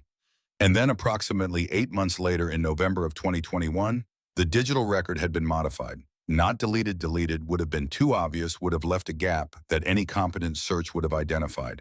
Modified. The status field of the property record had been changed from condemned prohibited occupation to under review, pending reinspection, which was a designation that sounded official and procedurally in progress and did not trigger the automatic disclosure flags that the condemned designation triggered in the county's standard title search protocol.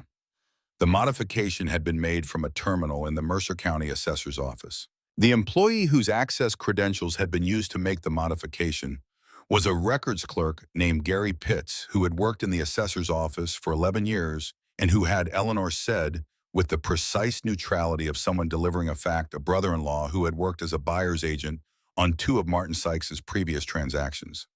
Ruth sat with this for a moment. She had understood from the beginning that Martin Sykes had known what he was doing. She had understood that the smooth voice and the reassuring fluency and the careful construction of his answers to her direct questions had been deliberate. But this, the modification of a public record, the corruption of the county database that other buyers depended on, the systematic dismantling of the protection that the disclosure requirement was designed to provide, this was not opportunism. This was architecture. This was a man who had built a system for doing what he did and had recruited the infrastructure of county government into that system. The prosecutor has filed criminal charges, Eleanor said, against Sykes and against Gary Pitts. Sykes is facing 4 counts of real estate fraud, 1 count of conspiracy, and a charge under the West Virginia Elder Financial Exploitation Statute that the prosecutor added when she reviewed the profile of his victims. She paused. His real estate license has been suspended pending the criminal proceedings. The State Real Estate Commission has opened their own disciplinary process simultaneously. The room was quiet for a moment. Beatrice Waller, Ruth said. The other victims. What happens to them? The civil component of the prosecution will address damages for all identified victims, Eleanor said. Your filing was the catalyst.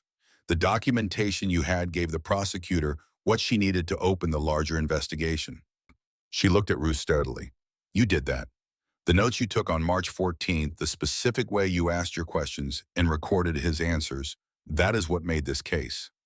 Ruth did not respond to this directly.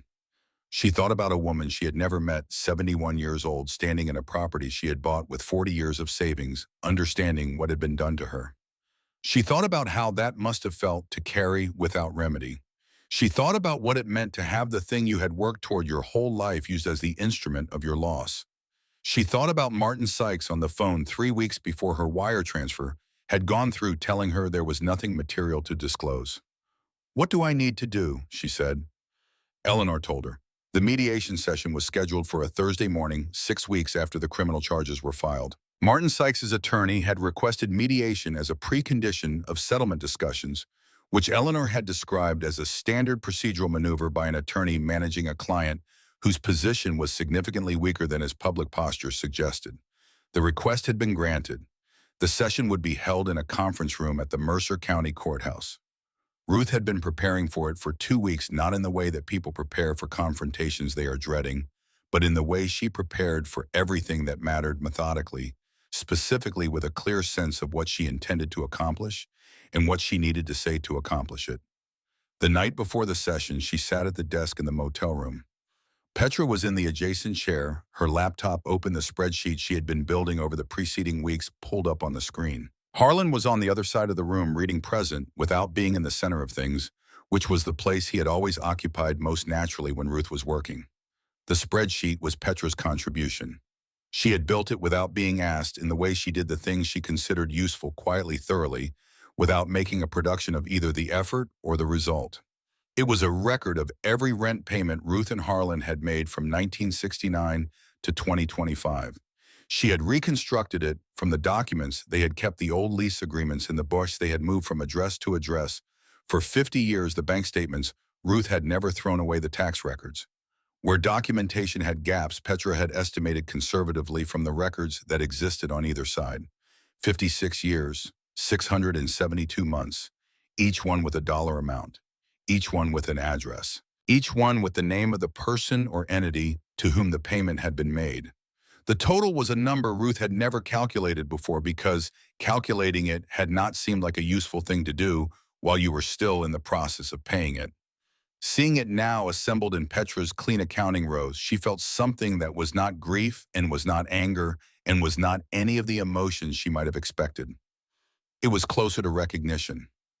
The number was the shape of a life, the shape of what it had cost across 56 years to not have the things she had spent those years working toward. She printed it. 2 pages, the months in order, the amounts in the second column, the running total in the third. In the morning, she folded the pages and put them in the jacket pocket over her heart.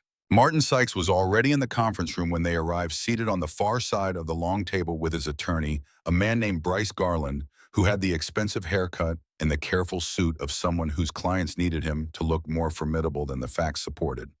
Sykes himself was in his early 60s with the kind of surface presentation that Ruth had registered on the phone without being able to see neat compose generating an impression of reasonableness that she now understood was as constructed as everything else about him. He looked at her when she came in. She looked back. Eleanor sat beside Ruth. Petra sat beside Eleanor. A county mediator sat at the head of the table. Harlan sat in the row of chairs along the wall he had offered quietly the night before to stay at the motel, and Ruth had said no, she wanted him there, and he had understood that this was not because she needed support, but because she wanted him to see it. The mediator opened the session with the standard procedural language of a professional who had conducted many mediations and had reduced the opening to its efficient minimum. He reviewed the terms of the session. He outlined the process. He invited opening statements.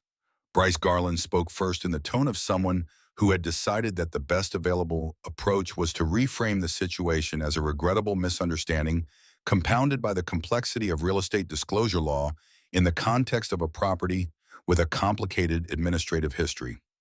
He was fluent. He used the word regrettable 3 times. He did not once use the word fraud. Ruth watched Martin Sykes while Garland spoke. Sykes was watching the mediator with the composed attention of a man who had sat in rooms like this before and had developed a posture for it present, engaged nothing in his expression that admitted anything. She had heard his voice for half an hour on a phone call 14 months ago. She had heard it again in the subsequent calls about paperwork and timelines. She had heard the voice of a man who understood exactly what he was doing and had built his professional life around doing it in ways that were difficult to prosecute. She thought about Beatrice Waller. She thought about Dennis Albright. She thought about Caroline Marsh. She thought about what it felt like to arrive at a threshold you had been walking toward your whole life and find that a careful man had arranged for it to be empty. When Garland finished, the mediator looked at Eleanor. Eleanor looked at Ruth. Ruth stood up. She reached into her jacket pocket and unfolded the 2 printed pages. She placed them on the table in front of her and smoothed them flat with both hands. She looked at Martin Sykes. He met her eyes for a moment. Then his gaze moved to the pages in front of her. "My name is Ruth Calloway," she said. "I am 75 years old. I am going to read you something." She began with January of 1969. The basement apartment on Elm Street in Dayton, Ohio, $45. The name of the landlord. She read it in the voice she had used for 31 years in administrative meetings, clear measured the voice of someone presenting information that required being heard accurately. She went through the year. 12 months, 12 entries. The dollar amounts modest, the way dollar amounts were modest in 1969, when a starting wage at a manufacturing plant was what it was, and a basement apartment was what you could manage. She turned the page. 1972. She did not rush. She did not editorialize. She read the address, the amount, the name of the landlord or management company. The addresses changed as the years changed. The new apartment when Petra was born, the rented house in the suburb, the second-floor apartment, the 9-year address, that had ended when a developer decided the building had more value as condominiums than as housing for the people who had lived in it for nearly a decade. The room was very quiet. Sykes's attorney made a sound at one point, the preliminary sound of a man about to object, and the mediator looked at him with a look that was not unkind but was completely clear, and Garland resettled in his chair. Ruth kept reading. The 1990s. The amounts climbing incrementally, the way rent climbed incrementally, always a little more than the previous year, always justified by market conditions or property improvements, or the simple fact that the landlord could ask for more, and so the landlord asked. The folder entries in her memory of the Vermont cottage in 1993, the year she started it, the same year the monthly rent had crossed a threshold that had made her do the calculation and understand for the first time the full weight of the number she had been accumulating for 24 years. She read through 2000, through 2010, the financial crisis year when Kellerman had cut hours and the rent had remained exactly what it had been because the landlord did not adjust for difficulty and was not required to. She read the year of Harlan's mother's illness. She read the year after Petra left for college, when it was just the 2 of them in apartments, sized for more people than they contained, paying for space they no longer needed, but which was the space available in their price range in their neighborhood at that time. She reached the final page, 2020, 2021, 2022, 2023, 2024. each month, each address. The last entry was February of 2025, the last rent payment they had made before the wire transfer that had purchased Wisteria House before the confirmation email that had made her cry at the kitchen table in Kettering for the weight of finally. She read the February entry, then she set the pages down. She looked at Martin Sykes. He was not looking at the mediator anymore. He was looking at the table in front of him, at the surface of the conference table, with the expression of a man who had found a specific point of focus and was not moving his eyes from it. His attorney was looking at him. The mediator was looking at Ruth. 56 years, Ruth said, 672 months, every first of every month, every address, every landlord, every lease renewal and moving truck and address change. She was not raising her voice. She was not performing. She was speaking in the same measured, clear register she had brought to every difficult thing in her adult life. At the end of 56 years, we had enough. We had exactly enough. Not more than enough. Exactly what we needed combined with what 56 years of careful living had made it possible to save. And we gave it to you. She looked at him steadily. You knew what the county records said. You had a legal obligation to tell me. I asked you directly. You made a choice. She picked up the 2 pages and folded them and put them back in her pocket over her heart. I want you to understand what that choice cost, not as a legal matter, as a human one. She sat down. The room was quiet for a long moment. Bryce Garland appeared to be consulting something on his legal pad that required significant attention. The mediator looked at the center of the table. Harlan, from his chair against the wall, was looking at Ruth with the expression she had seen at their wedding, and at Petra's birth, and at his mother's funeral, and at the moments in between that were theirs alone, the expression that said he had been right about her for 57 years and was right about her still. Sykes did not speak. The settlement discussion that followed took 4 hours. Eleanor conducted it with the precise efficiency of a woman who had come to this room knowing exactly what she was going to ask for and exactly what she was going to accept and exactly what she was not going to accept under any circumstances. She asked for the full purchase price. She asked for carrying costs and inspection costs and the cost of 4 months of motel accommodation. She asked for damages, not symbolic damages, not nominal damages, but the specific category of damages available under the West Virginia Elder Financial Exploitation Statute, which multiplied the compensatory damages by a factor that Bryce Garland spent 2 of the 4 hours attempting to negotiate. Eleanor did not negotiate on the multiplier. At the end of 4 hours, Martin Sykes signed a settlement agreement that returned to Ruth and Harlan every dollar they had paid with Indra, calculated from the date of transfer, plus the damages Eleanor had specified, plus a contribution to the legal costs of the 3 other identified victims. He signed it with the pen his attorney handed him, and he did not look up when he signed. Ruth watched him sign. She did not feel the satisfaction she might have expected. What she felt was more like the completion of a circuit, the closing of something that had been open in a damaging way, the setting right of a thing that had been wrong. Martin Sykes would face the criminal charges separately, which Eleanor had been clear was not within her domain, but which she expected, given the documentation the prosecutor now had to resolve in a manner consistent with what the evidence supported. He would not do this again. That was what she felt watching him sign. The specific relief of knowing that the mechanism he had built and refined over 6 transactions was now dismantled, and the people who had not yet been found by it would not be found by it because Ruth Calloway had taken the notes on March 14th that she had always taken and had not put them away. Outside the courthouse in the May morning, Petra took her mother's arm. They stood on the steps for a moment without speaking, the 3 of them. Ruth, Harlan, Petra, in the light that was doing something good in the Appalachian foothills the way it did in May, when the season had fully committed to itself, and the mountains were the deep, layered green of a place that had been growing things for a very long time. Harlan said, "It's over." Ruth said, "That part is." The title search results came on a Tuesday morning, 6 weeks later. Eleanor called at 8 o'clock, which Ruth now understood was her preferred time for communications that contained significant information, the early hour of a woman who did her most important work before the day had accumulated its complications.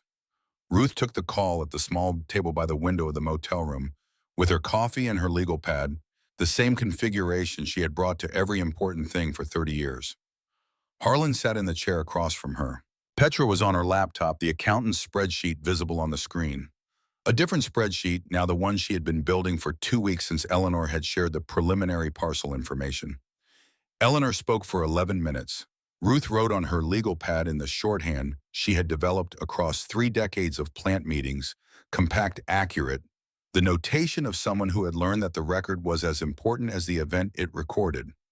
Of the 11 parcels documented in Whitmore's deeds, 5 had clear, unbroken title chains to current owners. They had been sold legitimately in the decades after Whitmore's death. Their ownership had moved through documented hands, and they belonged to the people who currently held them. Eleanor had confirmed this specifically, and Ruth had understood from the beginning that this would be the case for some of the parcels. 6 parcels had broken or absent title chains. Of those 6, one had been subject to an adverse possession claim by an adjacent property owner that had been in place long enough to extinguish any competing claim. Eleanor had expected this and had prepared Ruth for it in a preliminary call. 5 parcels remained. 5 parcels of land in and around Mercer County, West Virginia, for which no clear legal transfer from the Whitmore estate had occurred, for which no heir had appeared to claim them in 90 years of sitting in the particular legal limbo of property that no one was looking for because no one knew to look. 5 parcels that existed in the record, held their acreage, sat in their locations, and had been waiting in the specific patient way that land waits, which is the only way anything truly patient waits for someone to find the box in the wall. Eleanor described each parcel. Ruth wrote the descriptions. She noted the locations, the approximate acreages, the access roads. She noted the assessed values that Eleanor had obtained from the county assessor's records, which represented the baseline of what the county believed the land was worth for taxation purposes, which was typically a conservative estimate of actual market value. When Eleanor had finished describing the 5 parcels, she paused. "I retained a property appraiser to give me current market values," Eleanor said. "Independent of the county assessment, someone who knew the region well and could speak to what the land would actually move for in the current market." "What did he say?" Ruth asked. Eleanor told her. Ruth wrote the number on her legal pad. She looked at it for a moment. Then she put her pen down and looked at Harlan. He looked at the number. She watched his face as he read it. She watched the sequence of expressions that moved through him, the initial reading, the recalibration, the second readings of stillness that came after the second reading, which was the stillness of a man receiving something too large to immediately integrate. He looked up at her. She thought about the kitchen table in Kettering, the March evening when he had come in from checking the accounts and sat across from her with the expression of a man arriving at a threshold. She thought about the word he had said, just that, just okay, carrying everything it needed to carry. She thought about Elm Street in 1969, the basement apartment, $45, the start of the accounting. "Harlan," she said quietly, "we're going to be all right."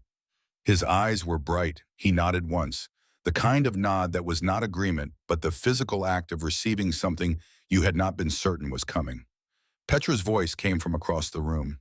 She had been listening. She was looking at her laptop screen at the spreadsheet she had been building, and her expression had the particular quality of someone who has just seen 2 sets of numbers resolve into a relationship she had not expected. "Mom," she said, "I need to show you something." Ruth crossed to her. Petra turned the laptop toward her. The spreadsheet had a new section added in the past weeks. It was a land acquisition map, a visual representation of property transactions in and around Mercer County over the preceding 24 months. Petra had compiled it from public records, the same records that were publicly available to anyone who thought to look, which most people did not think to look for, because most people were not accountants whose parents owned parcels of land they were trying to understand. A regional energy company, Appalachian Green Holdings, incorporated in Delaware, with operational addresses in Charleston and Pittsburgh, had been quietly acquiring land in southeastern West Virginia in the adjacent Virginia counties for the past 2 years. Not in a pattern that was obvious at scale, in a pattern that was obvious if you assembled the individual transactions and looked at the shape they made together, which was the shape of a land corridor, a connected path through private holdings that, when combined with existing easements in public land, would form a viable route for a transmission infrastructure project connecting proposed wind installations in the high ridgelines to the west with the regional power grid to the east. Petra had drawn the corridor on the map. It was a yellow line running northeast to southwest across the screen. Two of the five Whitmore parcels sat directly in that corridor, not adjacent to it, not near it. In it, in the specific sense that the corridor's most efficient routing ran across those two parcels, which were the link between the western section of acquired land and the eastern section, in which, if they were not available, would require a significant and expensive rerouting that would, according to the engineering documents, Petra had found in a public planning board filing add between 18 and 22 months to the project timeline. I called the county planning board, Petra said. The project is in pre-application phase. No public announcement yet. The acquisitions have been quiet. She looked at her mother. They don't know these parcels are in dispute. They think they're unclaimed county land. Ruth looked at the map. She looked at the yellow corridor. She looked at the two parcels identified by their Whitmore deed numbers, sitting in the direct path of a project that had been quietly assembling itself around them without knowing that the land at its center had an owner who had just been found. She thought about James Whitmore in 1928, writing his letter in this house, placing the documents in the wall, leaving the key in the box for whoever came next. She thought about what he had written, that land was the only thing that did not diminish when you were not attending to it, that it waited, that it held its value across the years of being unremarked. He had been right in a way that even he could not have anticipated. Eleanor needs to know about this, Ruth said. I emailed her 20 minutes ago, Petra said. Ruth looked at her daughter. Petra met her eyes with the expression she wore when she had done the thing that needed doing without waiting to be told, which was an expression Ruth recognized completely because she wore it herself. Good, Ruth said. Eleanor moved quickly. She contacted Appalachian Green Holdings through their registered agent in Charleston and notified them formally that two parcels in their proposed acquisition corridor were subject to a pending title claim by a private party, and that any further acquisition activity in the corridor region should be suspended pending resolution of the title question. The letter was sent on a Wednesday. By Friday, Eleanor had been contacted by Appalachian Green's legal team, which was larger than Eleanor's office and better resourced, but which had a problem that resources did not solve. They needed those two parcels. They needed them in a specific timeline. And the person who had a legitimate claim to them was not a county land bank that could be navigated with a standard acquisition process, but a woman in her 70s who had earned her position in this conversation by finding a box in a wall. The negotiation took 3 weeks. Eleanor conducted it with Petra available as the financial analyst, who understood the project economics better than most of the people on the other side of the table because Petra had spent 3 weeks reading every public document related to Appalachian Green and the Mercer County Corridor Project, and had built a model of what the two parcels were worth to the project. That was, Eleanor said, the most useful document she had encountered in the proceeding. The number that Appalachian Green agreed to pay for the two parcels was not the assessed value. It was not the appraiser's market estimate. It was the number that reflected what the parcels were worth to a project that needed them specifically on a timeline that made alternatives expensive, negotiated by two women who had done their work. On the day the agreement was signed, Petra sat in the motel room for a long time after Eleanor had left, looking at the final number on her screen. Then she closed the laptop and looked at her mother. Mom, she said, you cannot leave Sycamore Falls. Ruth said, I know. The construction began on a September morning when the mountains to the west had begun their color change, the early hints of amber and rust at the upper elevations, the particular beauty of the Appalachian Fall that people who had not seen it tended to underestimate until they were inside it. The builder's name was Tom Kessler, a man in his mid-50s who had been building in Mercer County for 28 years and whom George had recommended with the specific, reasoned endorsement he brought to all his recommendations. Tom had walked the property on his first visit with Harlan, asking the structural questions that came from decades of experience, and Harlan had responded with the precision of a man who had spent 50 years understanding physical systems, and a productive working relationship had established itself within the first hour. The original structure had to come down. This was not the difficult part.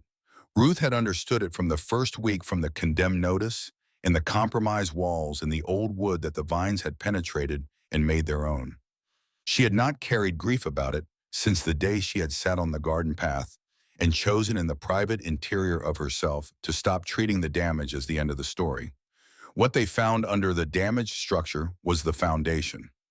Tom Kessler walked the perimeter of it on the morning of the demolition and ran his hand along the stonework and said in the tone of a man who encountered genuine quality, rarely enough that he acknowledged it when he did, "Whitmore built this to last."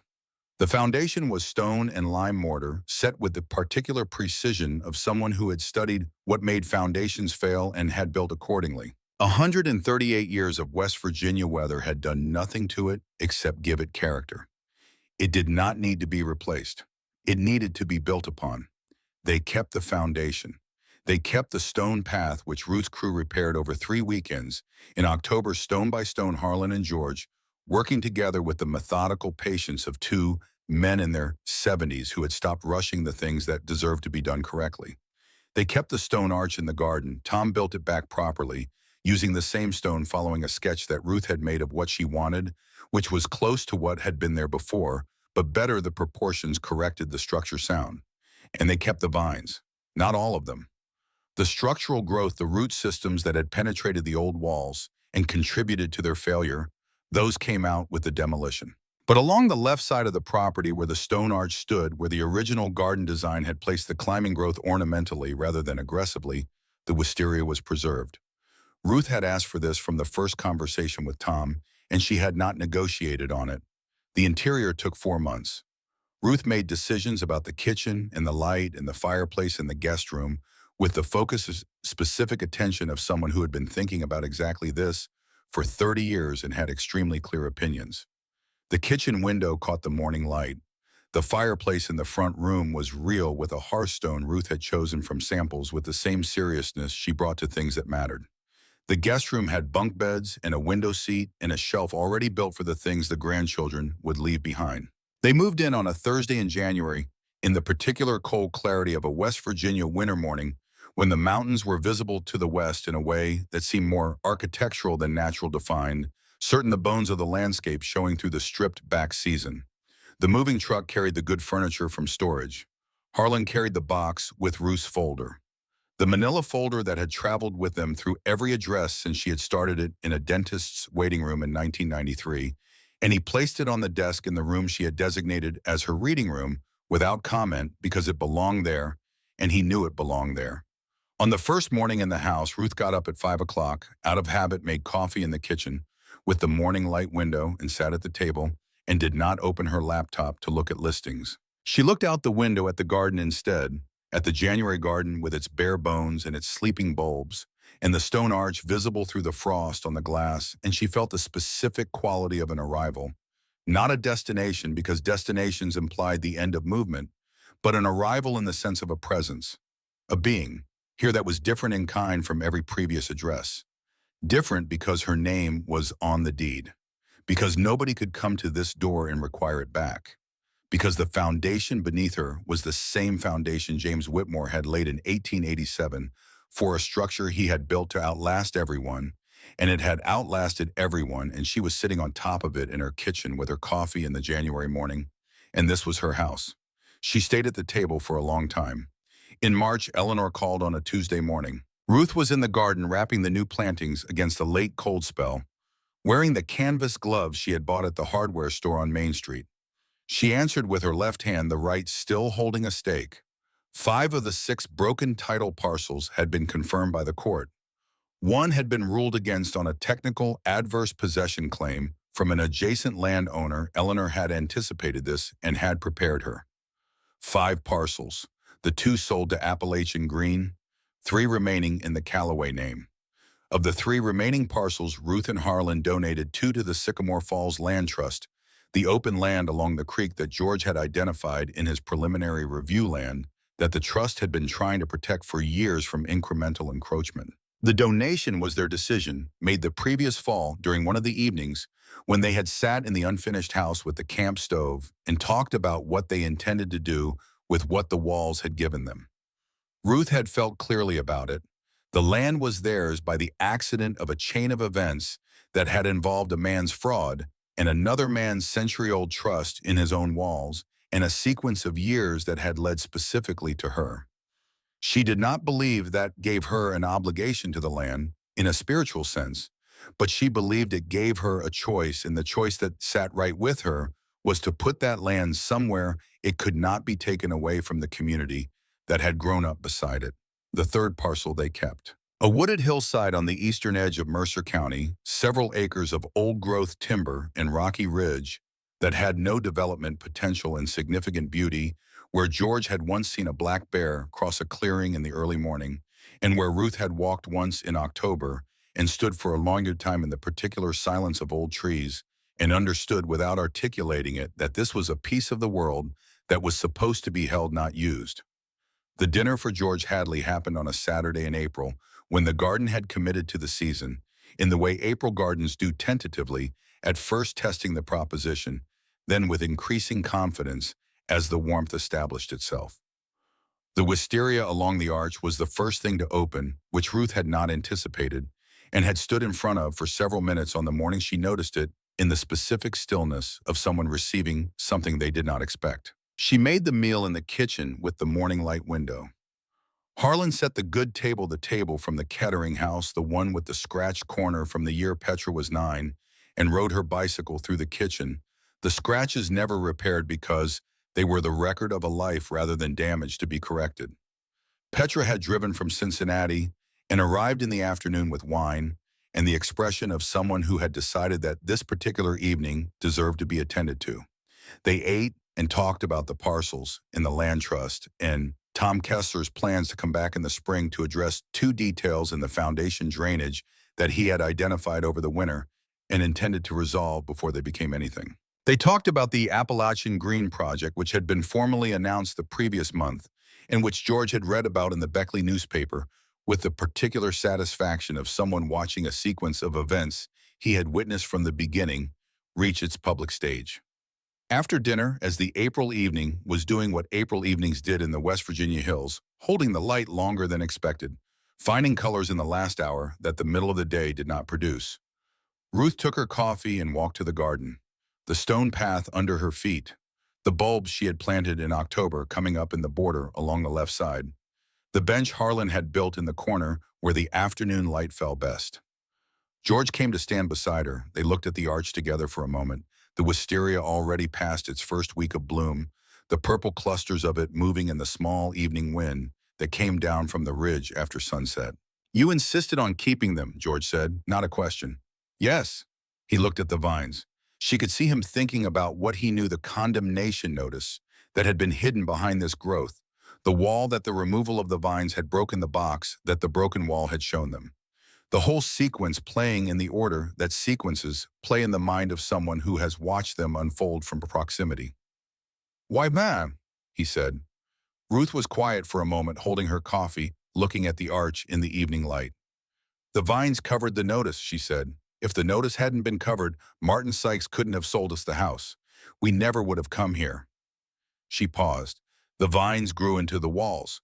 If they hadn't grown into the wall wouldn't have cracked when the crew removed them. If the wall hadn't cracked, we never would have found the box." She looked at the arch.